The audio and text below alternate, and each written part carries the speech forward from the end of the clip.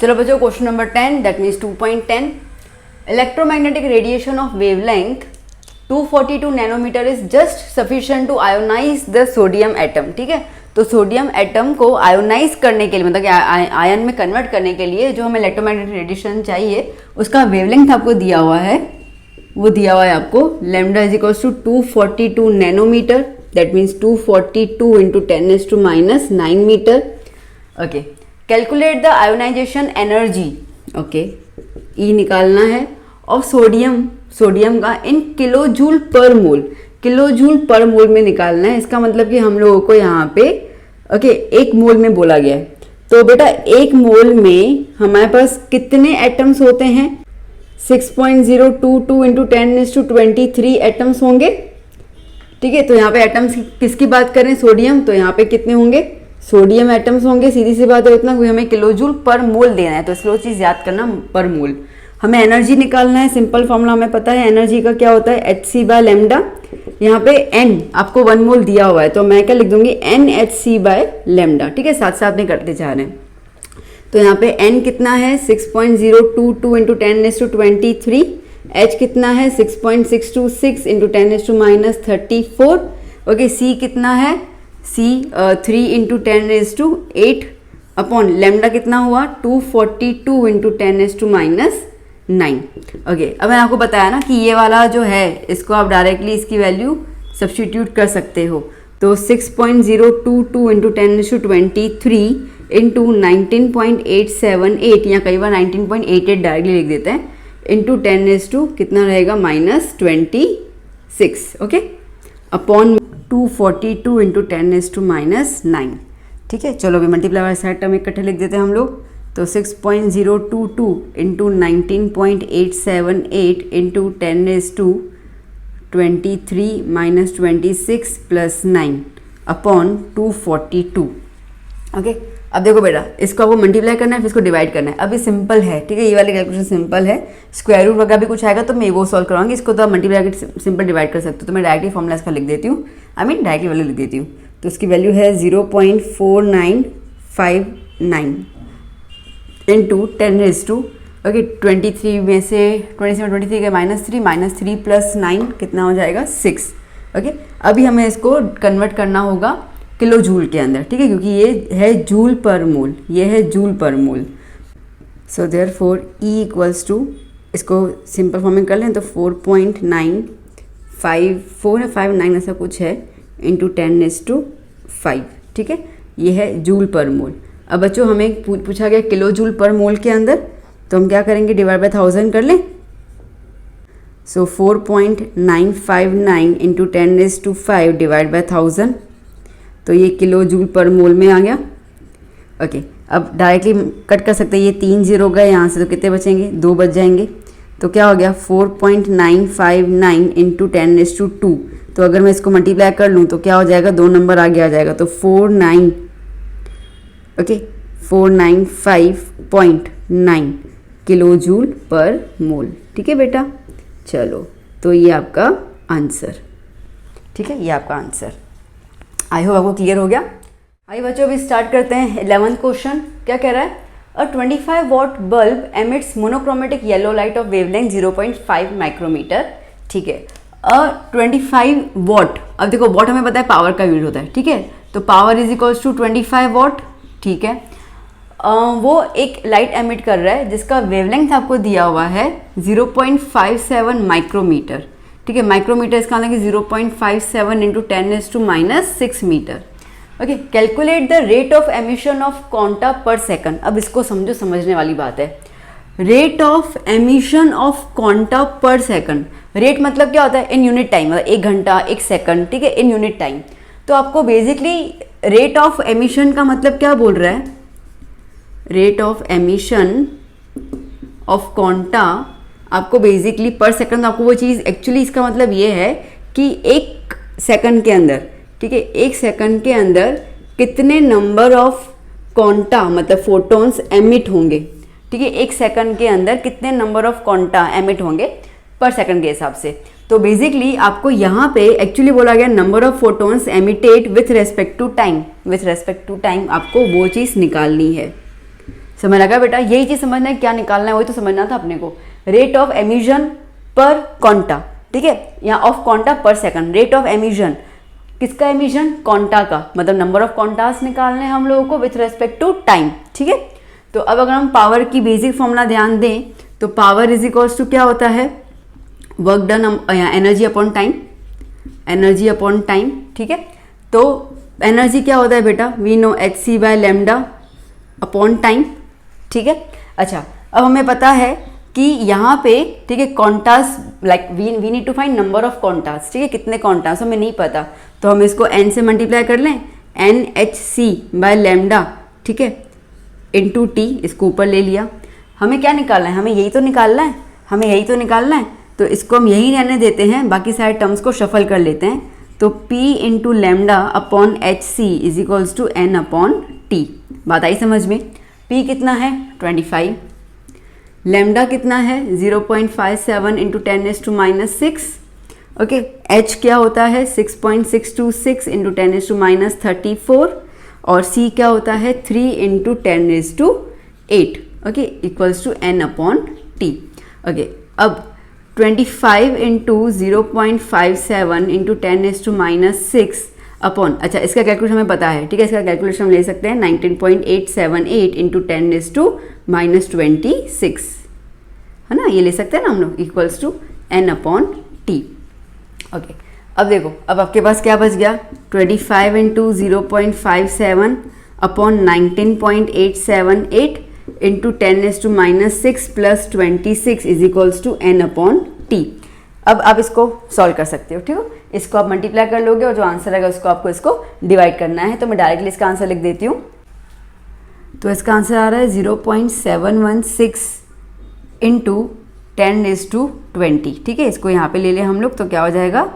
7.16 into 10⁻19, that is N upon T। Okay, clear? So आप क्या लिखोगे? The rate of emission of quanta per second is, okay, time यहाँ पे आप T की जगह 1 ले लोगे तो आपको नंबर ऑफ फोटोन्स पता चल जाएंगे, 7.16 इंटू 10⁻19 फोटोन्स। क्लियर हो गया? ओके, आई होप मैंने पूरा आपको क्लियरली एक्सप्लेन कर लिया। तो जस्ट नोट इट डाउन, फिर हम चलते हैं नेक्स्ट क्वेश्चंस की ओर। बच्चों शुरू करते हैं क्वेश्चन नंबर 12। क्या कह रहा है question number 12? Electrons are emitted with zero velocity from a metal surface when it is exposed to a radiation of wavelength 6800 angstrom. Calculate threshold frequency and work function. तो क्या बोल रहे हैं बेटा कि एक मेटल सरफेस है, ठीक है, ये मेटल सरफेस है, ये एक्सपोज हो रहा है, मतलब कि सामने आ रहा है। किसके सामने आ रहा है? ठीक है, एक रेडिएशन की जिसका वेवलेंथ जो है 6800 है। इसका मतलब कि एक वेवलेंथ जो है, एक रेडिएशन जो है वो इंसिडेंट हो रही है मेटल सरफेस पे, जिसका वेवलेंथ आपको दिया हुआ है 6800 एंगस्ट्रॉम। ठीक है, समझ गए? क्या बोल रहा है फिर से देखना दो। इलेक्ट्रॉन्स आर एमिटेड, अब सीधी सी बात है, this is known as a photo electric effect. याद आया ना? तो जब एक लाइट इंसिडेंट होगी मेटल सरफेस पे तो सीधी बात है इलेक्ट्रॉन्स बाहर निकलेंगे, emitted with zero velocity. Okay, इसका मतलब क्या भाई वेलोसिटी जीरो है। बात समझ आ रही है? ठीक है, तो दैट मीन्स अगर हम ये बोले कि यहाँ पे इलेक्ट्रॉन्स बाहर निकल तो रहे हैं बट आगे इलेक्ट्रॉन्स ट्रैवल नहीं कर रहे, मतलब इतनी एनर्जी इलेक्ट्रॉन को नहीं मिली है कि निकल के बाहर ट्रैवल करने जाए। बात आई समझ में? ठीक है, तो इसके लिए इसकी काइनेटिक एनर्जी भी क्या होगी बेटा? जीरो ही होगी। जस्ट एक पॉइंट बता रही हूँ मैं आपको। तो अब हमसे पूछा जा रहा है कि इसका थ्रेशोल्ड फ्रीक्वेंसी निकालो और इसका वेव फंक्शन निकालो। ओके, तो अब क्या क्या दिया है वो पहले लिख देते हैं हम लोग। आपको वेवलेंथ ही दिया हुआ है, ठीक है, 6800 एंगस्ट्रॉम। अब देखो बेटा, बेसिकली अगर आप देखो ना यहाँ पर तो 6800 वाला जो वेवलेंथ जा रहा है वो सिर्फ इलेक्ट्रॉन को एमिट कर रहा है, उसके अलावा कुछ नहीं। तो कहीं ना कहीं ये भी एक तरीके का थ्रेशोल्ड वेवलेंथ होगा जो सिर्फ इलेक्ट्रॉन को बाहर एमिट करने में हेल्प कर रहा है, आगे ट्रैवल करने में हेल्प नहीं कर रहा। ओके, तो इसको मैं लैम्डा नॉट लिख देती हूँ। ओके, हमसे पूछा गया है कि आपको थ्रेशोल्ड फ्रीक्वेंसी निकालना है। ठीक है, थ्रेशोल्ड फ्रीक्वेंसी को आप एच नॉट, यहाँ आपको कई जगह पर न्यू नॉट भी दिखेगा, जो भी चलेगा, आपकी मर्जी है। ठीक है, आपने अलग अलग थोड़े थोड़े फॉर्मूलाज में चेंजेस रहते हैं। और ये आ गया हमारा वर्क फंक्शन डब्ल्यू नॉट, ये निकालना है हम लोगों को। ओके, चलिए अब अगर हम लोग सिंपल फ्रीक्वेंसी वाला ठीक है, देखो हमें ना फ्रीक्वेंसी निकालनी है, सुनो मेरी बात को ध्यान से, फ्रीक्वेंसी निकालनी है, लैम्डा दिया हुआ है तो लैम्डा और फ्रीक्वेंसी का एक फॉर्मूला है ना, ठीक है, यस वही लगा देंगे हम लोग। तो सबसे पहले हम लोग निकाल रहे हैं थ्रेशोल्ड फ्रीक्वेंसी, थ्रेशोल्ड फ्रीक्वेंसी जिसके अंदर lambda equals to c by nu, ठीक है, ओके। तो न्यू नॉट ये तो हमें निकालना है is equals to c by lambda naught लिख दूँ, ठीक है, थ्रेशोल्ड के हिसाब से। बाकी से कंपल्सरी नहीं है बेटा, अगर आप ये नॉट नहीं लगाते हो तो टेंशन मत लेना कि हमको याद करना पड़ेगा, ना ना, ये तो मैंने जस्ट समझाने के लिए बोला। नाउ सी की वैल्यू होती है 3 × 10⁸ मीटर पर सेकंड, ये हमें पता ही है, ओके। और लैम्डा हमें दिया हुआ है 6800, और सीधी सी बात है हमें इसको मीटर में कन्वर्ट करना पड़ जाएगा, तो 6800 × 10⁻10 मीटर, ठीक है। तो क्या हो जाएगा 6800 × 10⁻10 मीटर। ओके, सॉल्व कर लेंगे इसको, आ जाओ। तो 3 × 10⁸ ये ऊपर ले लिया तो +10 हो गया upon 6800, so therefore lambda not sorry, तो therefore frequency not equals to 3 × 10⁻18 upon 6800। Okay, चलिए कटिंग होगा, आइए।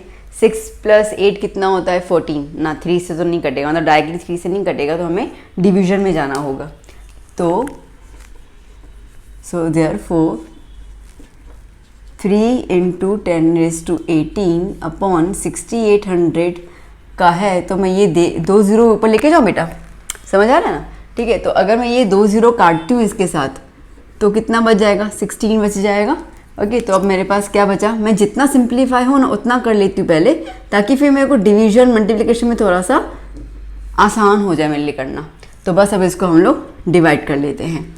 आइए, 3 को 68 से 0 पॉइंट लगा दिया, 0, अगेन डिवाइड तो होगा नहीं, एक और 0 लगाना पड़ जाएगा, तो ऊपर भी और यहाँ पे भी लगा दिया, ठीक है। अब 68 है, यहाँ पे देखो बेटा 30 आ रहा है, तो 6 का टेबल सोचो जो 30 के नज़दीक नंबर दे।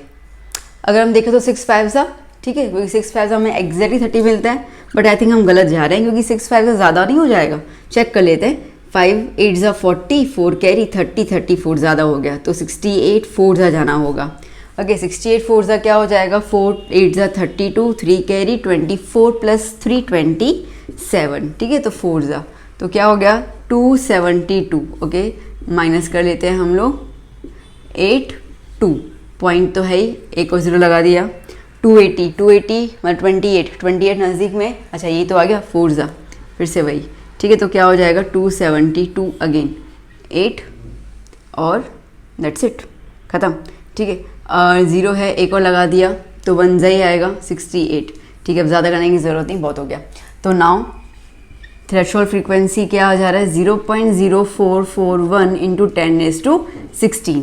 ओके, अब ये डेसिमल्स को हम स्टैंडर्ड फॉर्म के लिए शिफ्ट कर लेंगे, तो 4 के बाद चला जाएगा, तो फ्रीक्वेंसी 4.41 × 10⁻14, ठीक है। 2 शिफ्ट हो रहे हैं, तो इस तरफ अगर जाते हैं तो पावर नेगेटिव हो जाए, मतलब माइनस हो जाती है, कम हो जाती है ना, तो इतना हमारा फ्रीक्वेंसी आ गया, that is hertz threshold frequency, ठीक है बच्चों, आगे समझ में। ओके, अब क्या निकालना है हमें, अब हमें निकालना है वर्क फंक्शन। क्या निकालना है, वर्क फंक्शन।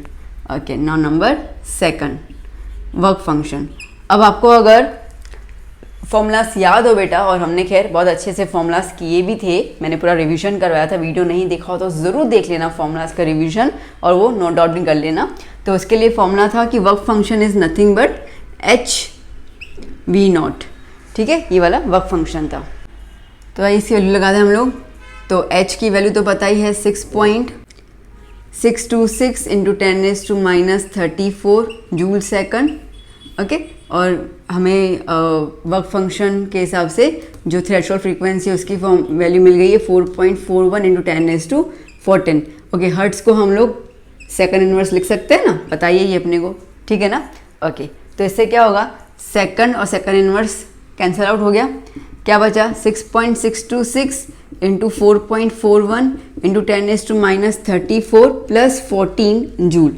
मैंने आपको बताती आ रही हूँ अभी तक कि सबसे पहले ना 10 का पावर सॉल्व करते जाओ, ठीक है, उसके बाद जो नंबर्स मल्टीप्लाई होगा या डिवाइड होगा उसको बाद में सॉल्व करते जाना, तो क्या थोड़ा सा ऐसे मतलब चीज़ें कंडेंस्ड होती जाएंगी और आपको ईजी लगेगा। ओके, तो नाउ 6.626 इंटू 4.41 इंटू 10⁻34 में से 14 चला गया तो -20, ठीक है। चलो इसको सॉल्व कर लें अभी। अब देखो मल्टीप्लाई करना है, वो तो आपको आता ही है ना। मैं बता दूँ थोड़ा सा, अगर बहुत बच्चों को शायद डिफिकल्टी भी होती है नहीं करने में, तो मैं क्या बता रही हूँ, 6626 अपॉन पॉइंट के बाद कितने हैं 3 जीरो नीचे लेके आओ, ठीक है। 441 पॉइंट के बाद कितने हैं 2 जीरोस इंटू 10⁻20।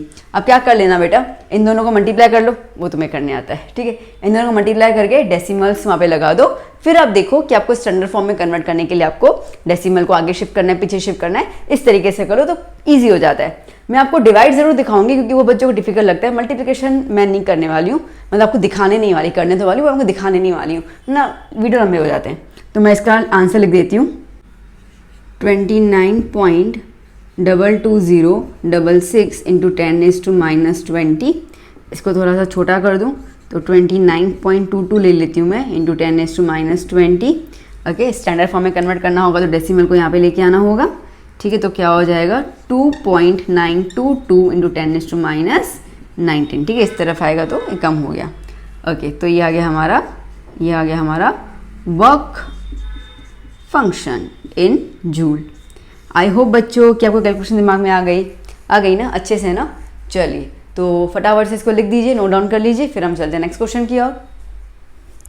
आइए बच्चों करते हैं question number 13।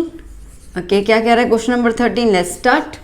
What is the wavelength of light emitted when the electron in a hydrogen atom undergoes a transition from an energy level with n = 4 to an energy level with n = 2। Okay, चलो तो क्या कह रहा है, वो ऐसा कह रहा है कि वेवलेंथ क्या होगी उस लाइट की when the electron in a hydrogen atom, ठीक है। हाइड्रोजन एटम से इलेक्ट्रॉन जो है वो लेवल 4 से लेवल 2 की तरफ आ रहा है, ठीक है। तो ये हो गया लेवल 4 से नीचे लेवल 2 की तरफ आ रहा है। तो ये जब इलेक्ट्रॉन नीचे की तरफ आएगा तो वो कुछ एनर्जी एमिट करेगा, सीधी सी बात है। वो एनर्जी जो एमिट करेगा दैट इज द लैम्डा, वो क्या है वो हमें निकालना है, मतलब वेवलेंथ हमें उस एनर्जी का, उस रेडिएशन का निकालना है। बहुत सिंपल सी बात है।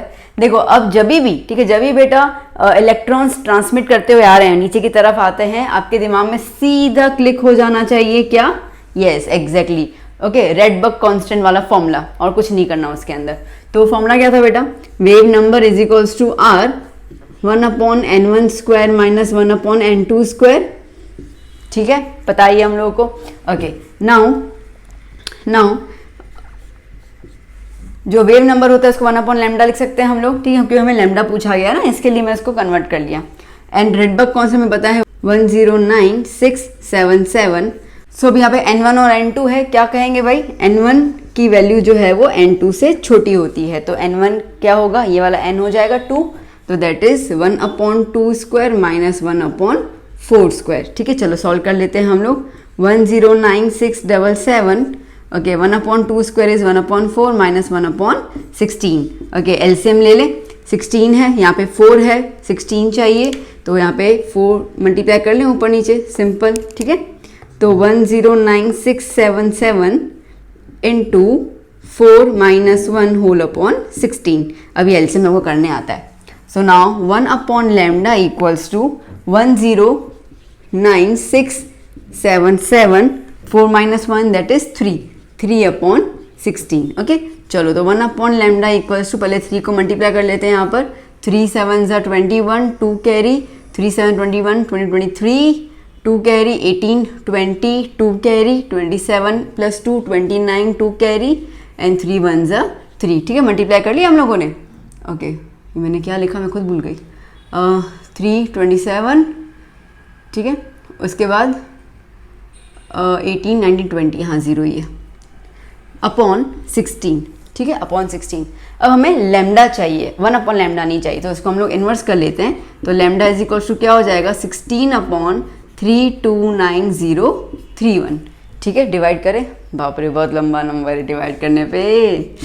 ओके चलो कर लेते हैं। नाउ 16 को हमें डिवाइड करना है 329,031। अब देखो ये डिवाइड तो पहले होगा नहीं, तो पहले तो पॉइंट डेसिमल लगा दो।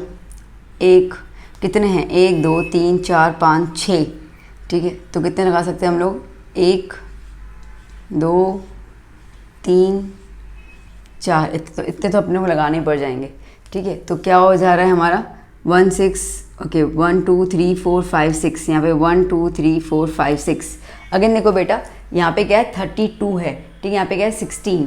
अब 32 देखा जाए, ठीक है, तो 16 तो अभी भी कम होगा ना अगर हम सेम जीरोस लेके चल रहे हैं।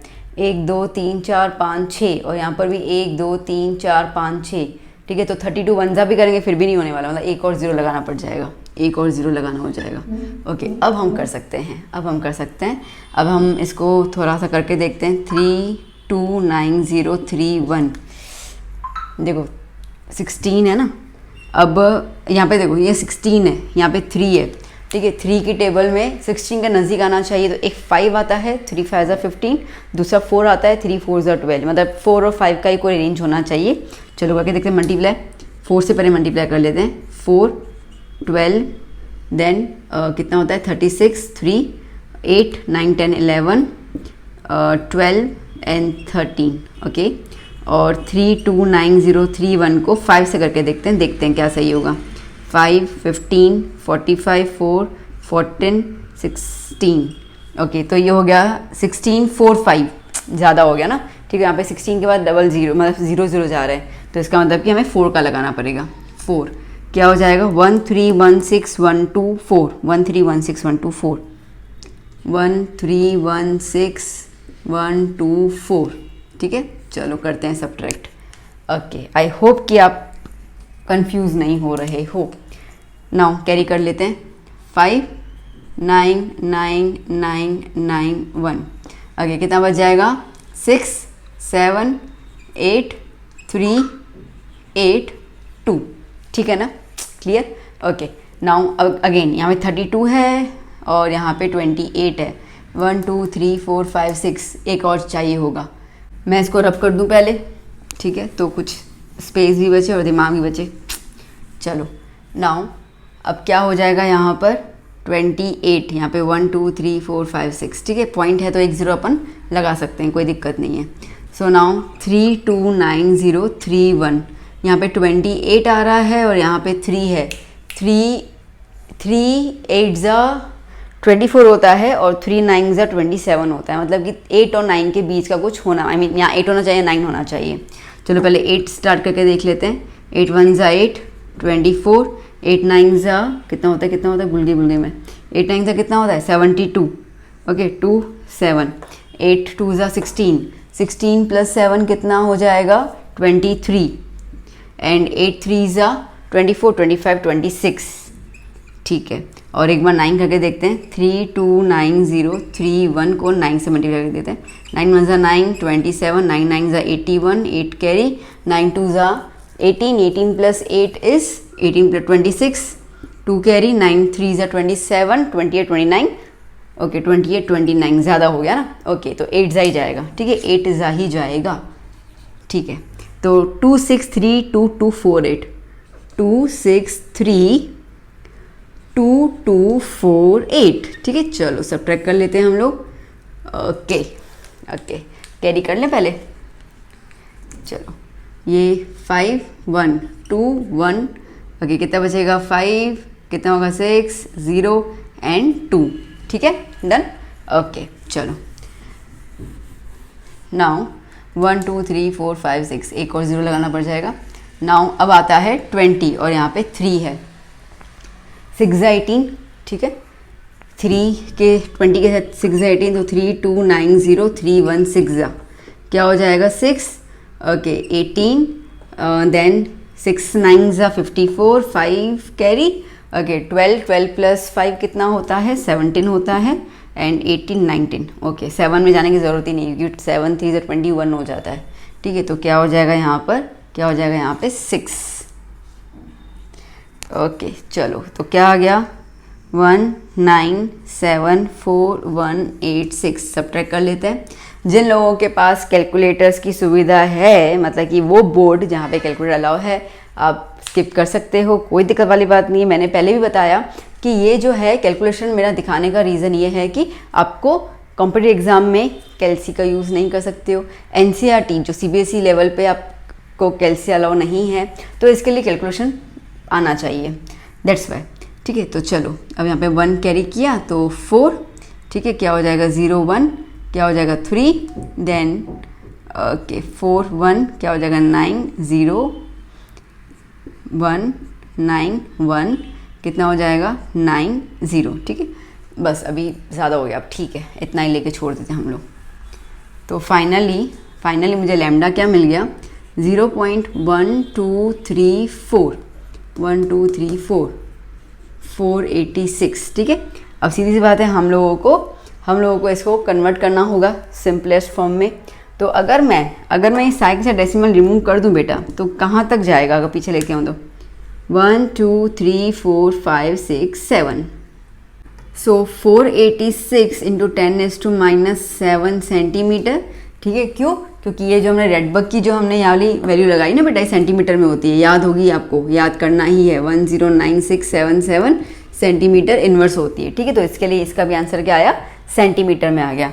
और अगर हम इसको कन्वर्ट करें मीटर के अंदर तो क्या हो जाएगा 486 इंटू 10⁻⁹ मीटर हो जाएगा, 2 और बढ़ गए। 10⁻⁹ क्या होता है बेटा, क्या होता है, यस नैनोमीटर होता है। We know 1 meter is nothing but 1 nanometer is nothing but 10⁻⁹ meter. ठीक है, तो 10⁻⁹ दिखा, इसके अपन ने नैनोमीटर लगा दिया, आ गया हमारा लैम्डा। ठीक है, तो 486 नैनोमीटर जो है that is the wavelength of the light when जो इलेक्ट्रॉन ट्रांजिट कर रहा है। ठीक है, तो उस दौरान जो वो रेडिएशन एमिट कर रहा है उसकी जो वेवलेंथ है वो 486 नैनोमीटर की है। आई होप क्लियर हो गया है ना। ठीक है, मैं मानती हूँ कैलकुलेशन में थोड़ा टाइम लग जाता है बिकॉज मैन्युअली कर रहे हैं, तो ऑब्वियसली इट टेक्स टाइम, तो इसके लिए वीडियो शायद थोड़ा लंबा हो सकता है क्योंकि हम कैलकुलेशंस करके दिखा रहे हैं। बहुत सारे चैनल्स पे आपको डायरेक्टली लिखवा देते हैं कि भाई ठीक है ये है इसका डायरेक्टली आंसर। ठीक है, तो डायरेक्ट आंसर तो कैलकुलेटर वालों को दिक्कत नहीं कर सकते हैं, बट अगेन मैनुअल वालों को दिक्कत आती है। तो मैंने काफ़ी देखा है कि बच्चे कैलकुलेशन मिस्टेक कर लेते हैं, दैट्स मैं वीडियो भले लंबा बन रहा है बट मुझे ऐसा है कि एटलीस्ट बच्चों को कैलकुलेशन में करवा रही हूँ। ठीक है, फिर भी आप मुझे ज़रूर बताना कमेंट सेक्शन में कि आपको कैलकुलेशन चाहिए कि नहीं चाहिए। अगर आप मना करेंगे कि नहीं मैम कैलकुलेशन में आती है, आप सीधा आंसर्स लिख दें, तो मैं डायरेक्टली आंसर लिख दूंगी। अगर आपको चाहिए कि मैं कैलकुलेशन करवाऊँ जैसे भी करवा रही हूँ तो एक फीडबैक मुझको ज़रूर दीजिएगा कि आपको कैलकुलेशन चाहिए कि नहीं चाहिए। ठीक है, जैसे आपकी डिमांड होगी मैं वैसे काम करूँगी। वेल, अभी मेरी डिमांड ये है कि just write down this question, फिर हम चलते हैं नेक्स्ट क्वेश्चन की ओर। आइए बच्चों, अब स्टार्ट करते हैं 14th क्वेश्चन। क्या क्वेश्चन कह रहा है, how much energy is required to ionize a hydrogen atom if the electron occupies n equals to 5, मतलब 5th orbit. Compare your answer with the ionization energy of hydrogen atom, energy required to remove the electron from the first orbit. ठीक है, तो चलो क्या बोल रहा है वो, बेसिकली वही कह रहा है कि आपको हाइड्रोजन एटम में से एक इलेक्ट्रॉन को निकाल देना है। ठीक है, रिमूव करना। आयोनाइज मतलब कि आयोनाइज मतलब क्या हो जाता है, to ionize a hydrogen atom, इसका मतलब कि इलेक्ट्रॉन रिमूव कर लेना है, तभी तो एटम कन्वर्ट हो जाएगा आयन के अंदर ना। ओके, सिंपल से अपन क्या बोलते हैं, भले बचपन वाली चीज़ें अपने को पता है ना। ठीक है, जैसे लिथियम है तो लिथियम के पास 2,1 3 इलेक्ट्रॉन होता है, तो अगर लिथियम अपना एक इलेक्ट्रॉन निकाल देगा तो Li+ बन जाएगा, मतलब कि वो एटम से कन्वर्ट हो गया आयन के अंदर। ठीक है, इसको हम लोग कहते हैं आयोनाइजेशन, और इसको हम कहते हैं कि हमने लिथियम एटम को आयोनाइज कर लिया। ओके, दैट मीन्स कि इलेक्ट्रॉन को रिमूव कर लिया। तो बस ये यही कह रहा है, ये बंदा हमसे ऐसा कह रहा है कि आपको कितनी एनर्जी चाहिए होगी, ठीक है, टू आयोनाइज हाइड्रोजन एटम, मतलब कि इलेक्ट्रॉन को रिमूव करना है। कहाँ से रिमूव करना है, 5th ऑर्बिट पे। कहाँ तक लेके जाना है, कुछ नहीं बोला, मतलब कि इन्फिनिटी। ठीक है, तो जैसे कि ये 5th ऑर्बिट है, ये 5th ऑर्बिट है, 5th ऑर्बिट से आपको n कहाँ पे लेके जाना है, इन्फिनिटी पे लेके जाना है। ठीक है, तो उसके लिए आपको कितनी एनर्जी रिक्वायर्ड होगी वो आपको निकालना है।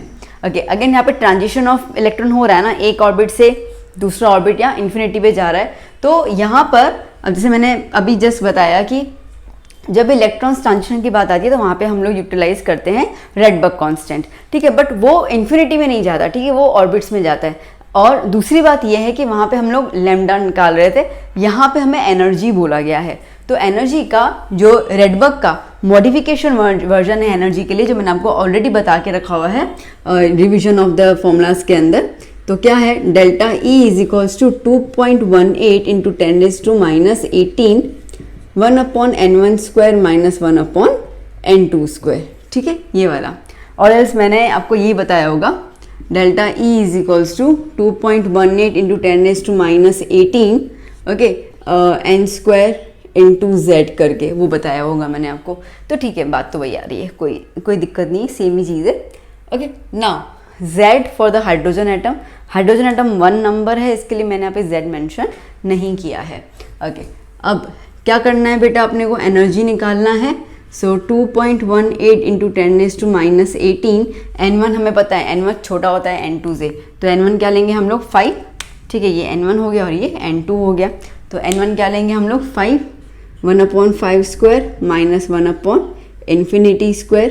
ठीक है, नाउ 2.18 इंटू 10⁻⁻18 1/5² इज 1/25 माइनस क्या हो जाएगा 0, बिकॉज 1/∞ की वैल्यू क्या होती है, 0 होती है ना, हमें पता है 1/∞ इज नथिंग बट 0, तो 1/∞ का स्क्वायर भी क्या होगा, 0 ही तो होगा। ओके, सो क्या आंसर आया, 2.18 इंटू 10⁻⁻18 इंटू 1/25, दैट मीन्स कि डिवाइड बाय 25 हो गया, दैट मीन्स कि डिवाइड बाय 25 हो गया। ठीक है, तो चलो अब इसको डिवाइड कर लेते हैं हम लोग।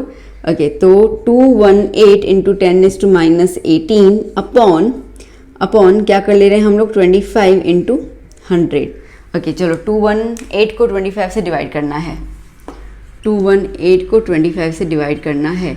अब यहाँ पे 200 आ रहा है, 25 8 जो होता है वो क्या हो जाता है 218.0। ओके, नाउ 180 और 25, तो 25 4 100 होता है, 25 8 200 है और 180 बहुत कम है, इसका मतलब कि 25 7 के आसपास तो आ ही जाना चाहिए, क्योंकि 8 200 है ना। तो 7 5 35, 3 कैरी 14 + 3 175। ठीक है, तो 7 कितना आया 175।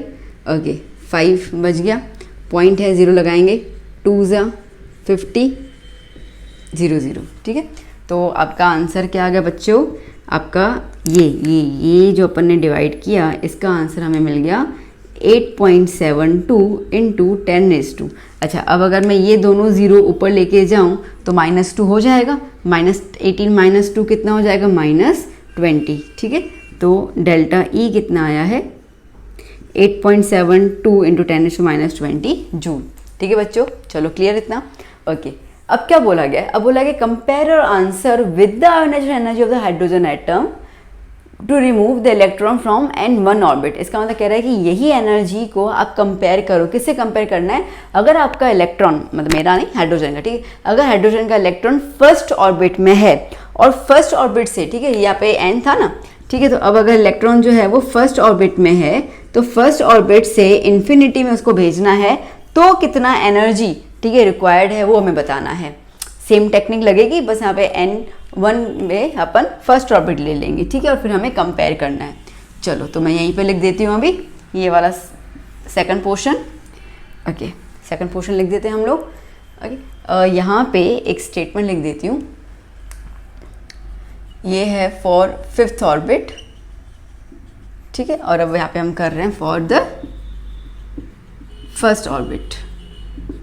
Okay, so delta E is equals to 2.18 into 10⁻⁻18 1/n1² minus 1/n2²। ठीक है, 2.18 into 10⁻⁻18 1/1² minus 1/∞²।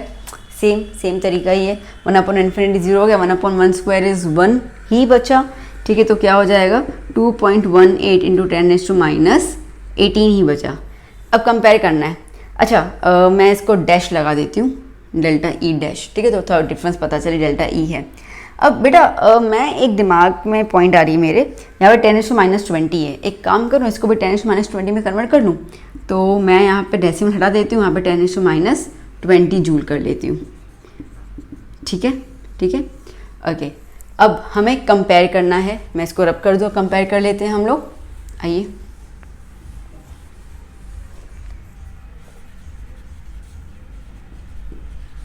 comparing delta E and delta E dash. So therefore delta E dash upon delta E is equals to 218 into 10⁻⁻20 upon 8.72 into 10⁻⁻20। अब इसका उल्टा भी लिख सकते हो। मैं तो थोड़ा दिमाग लगाया, क्यों? क्योंकि नॉन डेसिमल वाला नंबर बड़ा होता है ना, तो उसको ऊपर लग दिया ताकि मेरा डिवीजन आसान हो जाए, बस और कुछ नहीं। So 218 upon 8.72 which is equal to 21800 upon 872। क्या बोलते हो, डेसिमल हटा दिया। अब डिवाइड कर लेते हैं हम लोग, ठीक है। तो डिवाइड हम करेंगे। अब मैं यह डिवाइड नहीं कर पा रही, मतलब अब ठीक है ना, समझ आ गया ना डिवीजन। तो अब कर लो, और इसको मैं डायरेक्टली लिख देती हूँ। आंसर क्या आएगा 25। आंसर क्या आएगा 25। इसका मतलब, ठीक है, दैट मीन्स हम ये कह सकते हैं delta E dash is equal to 25 into delta E. ठीक है, डेल्टा ई डैश क्या है? The energy required to remove the electron from the first orbit. ठीक है, तो इसका मतलब क्या है? दैट मीन्स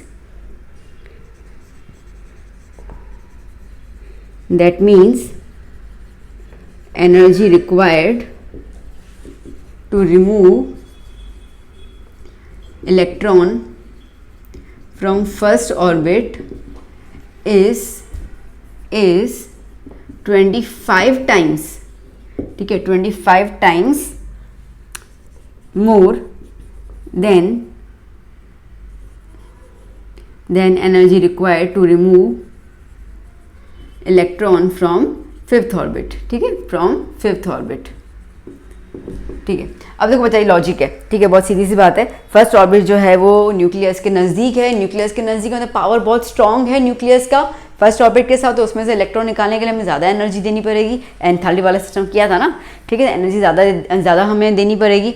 और जो जितना ऑर्बिट दूर होता जाएगा उतना न्यूक्लियस से पकड़ कम होती जाती है, तो एनर्जी कम देनी पड़ेगी और वो इलेक्ट्रॉन को अपन रिमूव कर सकते हैं। तो साफ साफ दिख जा रहा है कि फर्स्ट जो ऑर्बिट है उसमें जो कंपैरिजन है 25 टाइम्स जो है वो ज़्यादा एनर्जी देनी पड़ रही है। ठीक है, क्वेश्चन क्लियर हो गया? आई होप मैंने हर एक चीज़ अच्छे से एक्सप्लेन कर ली। चलिए पहले इसको लिख दीजिए, फिर हम चलते हैं नेक्स्ट क्वेश्चन की ओर। आइए बच्चों, अभी हम 15th क्वेश्चन कर रहे हैं। क्या है 15th question? What is the maximum number of emission of lines obtained when the excited electron of hydrogen atom in n equals to 6 drops to the ground state। ठीक है, तो वो कह रहा है कि सिक्स्थ ऑर्बिट से हाइड्रोजन का एटम जो है वो जब ग्राउंड स्टेट पे गिरेगा तो कितनी लाइंस बनेगी। ठीक है, अब वो लाइंस जैसे हमें पता है कि लेमन सीरीज जो होता है, ठीक है, वो टक टक टक नीचे गिरता है। ठीक है, फिर जो बल्मर सीरीज होता है वो भी वहाँ से टक टक टक नीचे गिरता है। ठीक है, तो इस तरीके से समझो 6 पे है तो टक टक टक कितनी बार नीचे गिरेगा इलेक्ट्रॉन, वो हमको बताना है। ओके चलो, तो अब देखो, अब इसमें ज़्यादा इतना दिमाग मत लगाना, एक फॉर्मूला बता देती हूँ, वो फॉर्मूला ही, ठीक है, वो फॉर्मूला ही आपको बस लगा देनी है, बात खत्म, एक लाइन का ये आंसर है। So number of lines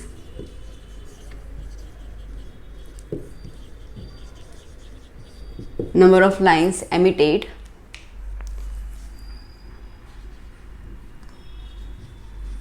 when excited electron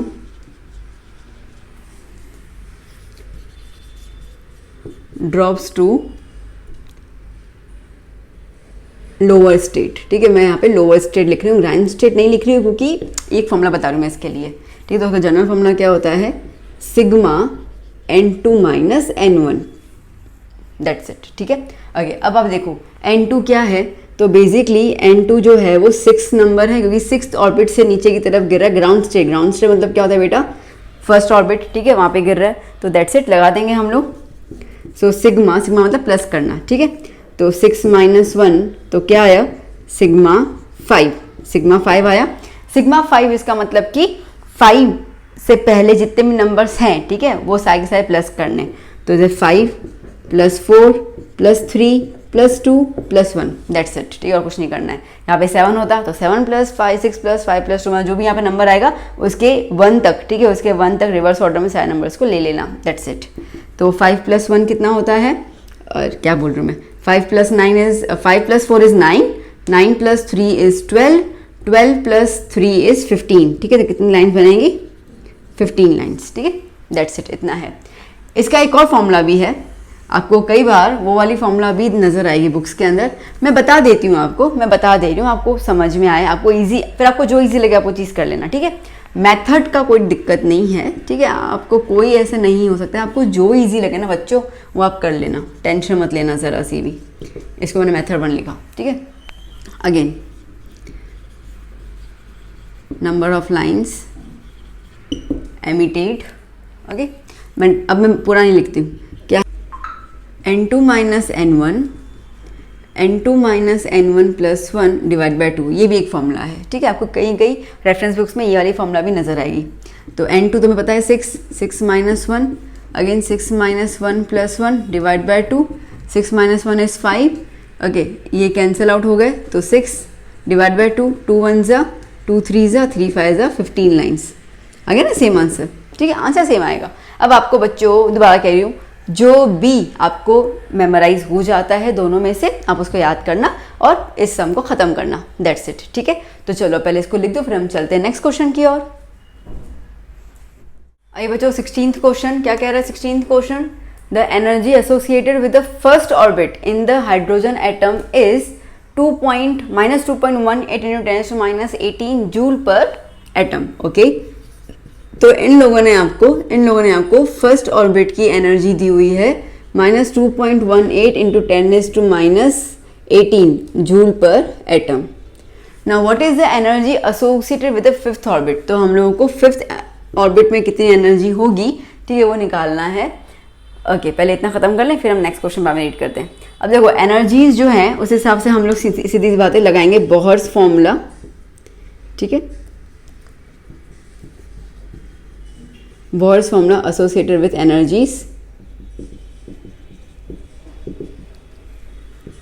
associated with energies, ठीक है। तो फॉर्मूला क्या था, E is equals to -2.18 into 10⁻18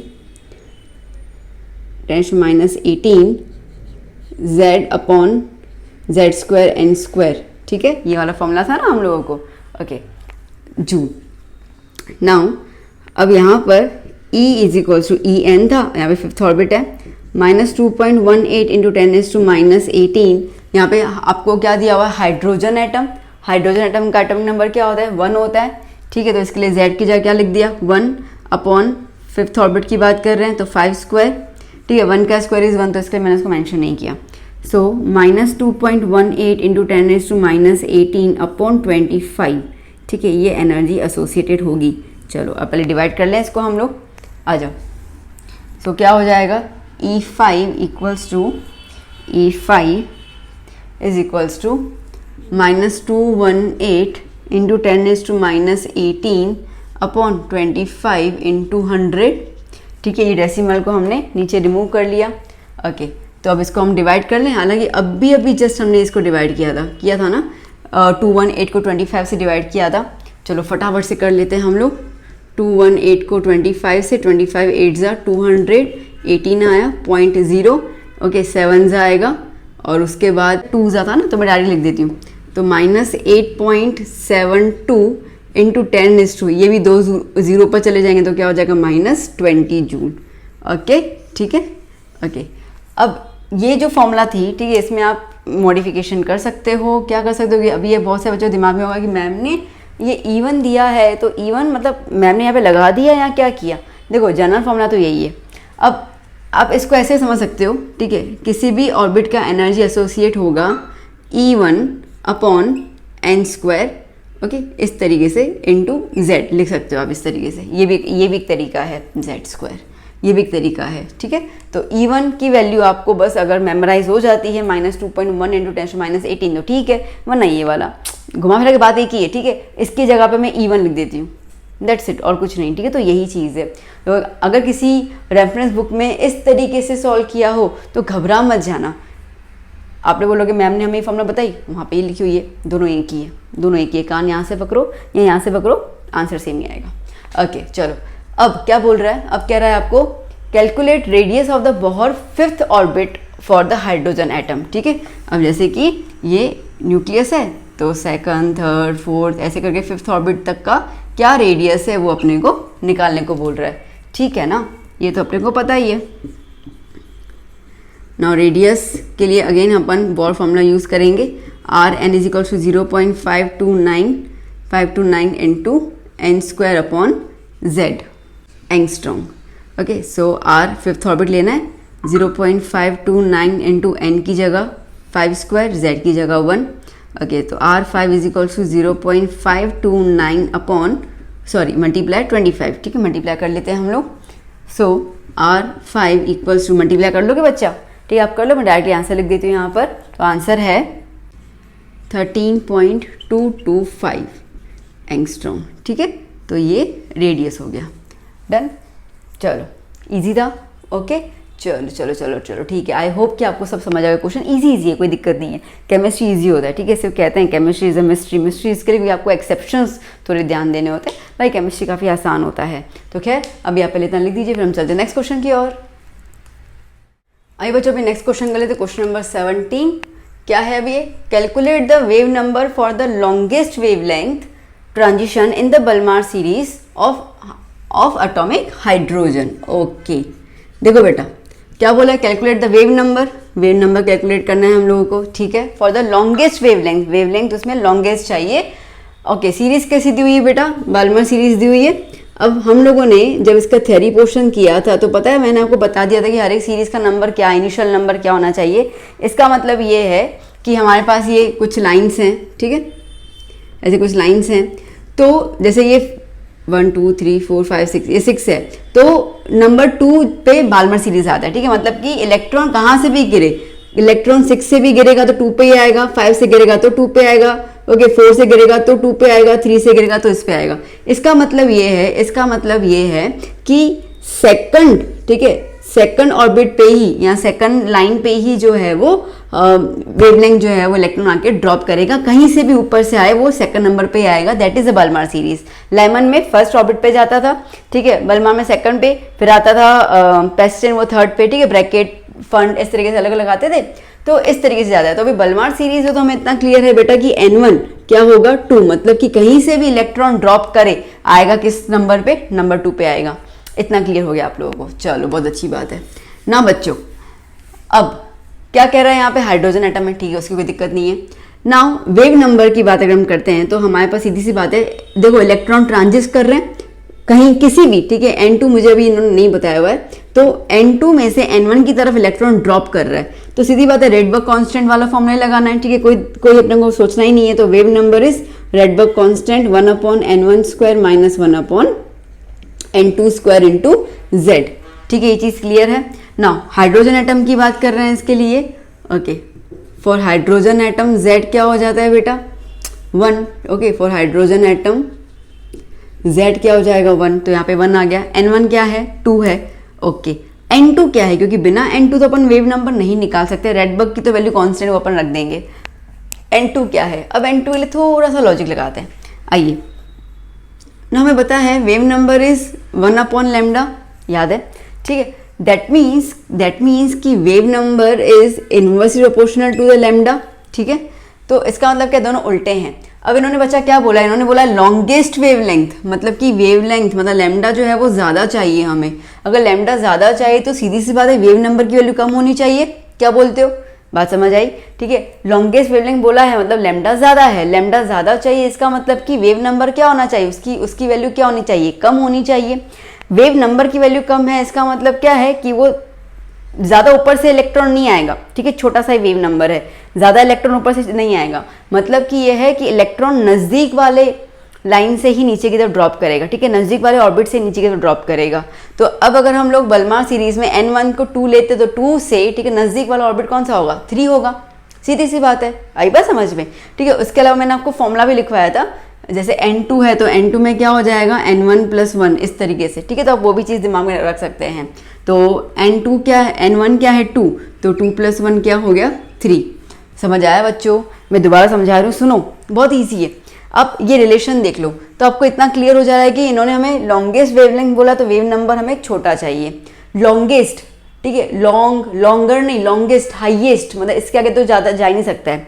तो अगर वेवलेंथ लंबी चाहिए तो वेव नंबर छोटा चाहिए। वेव नंबर छोटा से कि जो जंप करेगा वो जंप ज़्यादा दूर नहीं करेगा, छोटा सा ही जंप होगा, ठीक है, छोटा सा ही जंप होगा। इसका मतलब ये है कि 2 के, ठीक है, 2 के बाद वाला मतलब 2 के नज़दीक में कौन सा होना चाहिए 3, तो 3 से ही सीधा 2 पे जंप करेगा। इसके लिए हम लोगों को वेवलेंथ ज़्यादा मिल रहा है, तो इसके लिए हम लोगों ने यहाँ पे 3 लिख दिया। तो आपने फॉर्मूला के थ्रू भी समझ लिया, आपने कॉन्सेप्ट भी समझ लिया। अब आपको जैसे दिमाग में इस चीज़ को रिटेन करना है आप रिटेन कर सकते हैं। ओके, आ जाइए अभी हम सॉल्व करते हैं। सो वेव नंबर इस रेडबर्ग कांस्टेंट क्या होता है 109677 सेंटीमीटर इनवर्स ले रही हूँ। कहीं कई जगह पे आपको मीटर के लिए लिया जाता है, तो आपकी मर्जी, आपको जो लेना है, मुझे कोई दिक्कत नहीं है, आपको आंसर दोनों में ही मिलेगा। खैर ना 1/n1 is 1/2 square minus 1/3 square, Z की जगह 1 आ गया। ठीक है, चलिए आइए यहाँ पे सॉल्व कर लेते हैं हम लोग। तो v bar is 109677, okay, 1/2 square that is 1/4 minus 1/9, cross multiply कर दें, एलसीएम आता है ना लेने अपने को। 109677, 9 माइनस 4, 9 4 ज़ा 36, ओके। सो 109677 5/36, ओके। चलो 5 को पहले मल्टीप्लाई कर लेते हैं। 5 7 ज़ा 35, 3 कैरी, 5 7 35 प्लस 3 38, 3 कैरी, ओके। 5 6 ज़ा 30, 33, 3 कैरी, 45 48, 4 एंड 5, ठीक है। तो हम लोगों को ये मिल गया एंड डिवाइड बाय 36। अब देखो ये डिवीजन सिंपल है, तो मैं डायरेक्ट आंसर लिख देती हूँ। इस डिवीजन को मुझे दिखाने की ज़रूरत नहीं है, ठीक है, कॉमन ही है। डेसिमल वगैरह होता तो मैं दिखा देती।